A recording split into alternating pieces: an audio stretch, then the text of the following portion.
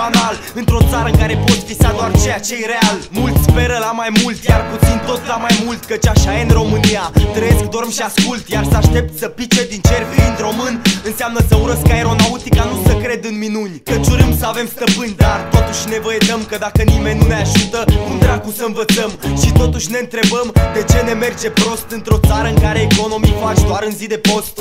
Un post în plus la TV cu un prost dispus să ne spună ce alte posturi ne-au mai spus. Și până acum se pare că nimic nu se schimbă, cât timp unii zic aleargă când de fapt se plimbă. Suntem liberi, liberi să trăim în România. Suntem liberi, liberi să ne trăim în ea. Suntem liberi, liberi să ne avem ca frați. Suntem liberi, liberi, dar mult prea ocupați. Suntem liberi, liberi să trăim în România. Suntem liberi, liberi să ne trăim în ea. Suntem liberi, liberi să ne avem ca frați. Suntem liberi, liberi, dar mult prea ocupați. Mă trag dintr-un popor cu ochiul pe vizor la cel mai mic zgomot de pe scară și cu mileu pe televizor, condus de neocomunist ținut cu ochii neon sau ațintiți la Teo. Nimic nu mă lasă rece când mă încălzesc chiar la freon. Stăm pitiți de freo, 15 ani, vreo 12 luni pe an, condus de un neandertal ce dă rateuri. Consumăm doar soia, căci alimentele au euri. Prin șingoana după euri sau dolari, umblăm hoinar peste hotar ascultând muzică din Qatar. Orice parlamentar ales își vede propriul interes, făcând leși fără de înțeles și ar vrea să tragă în mine când trag în mine din plante fine în foițe pline. Promovate bine la TV, sunt pis de rece, dau din cur boli venerice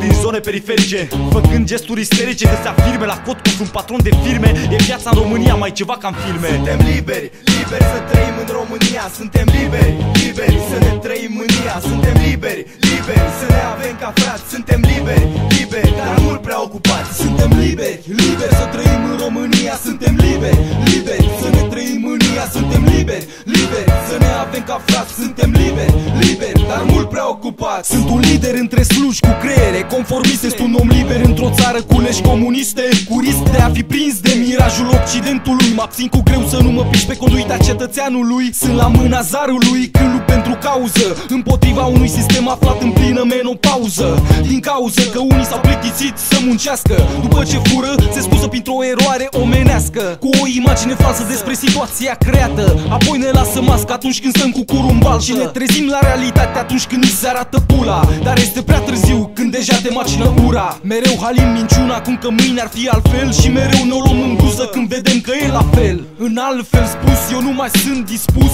să-mi împar banii cu statul ca o târfă la produs. Liberi, liberi să trăim în România. Suntem liberi, liberi să ne trăim în ea. Suntem liberi, liberi să ne avem ca frați. Suntem liberi, liberi, dar mult prea ocupați. Suntem liberi, liberi să trăim în România. Suntem liberi, liberi să ne trăim în ea. Suntem liberi, liberi să ne avem ca frați. Suntem liberi, liberi, dar mult prea ocupați.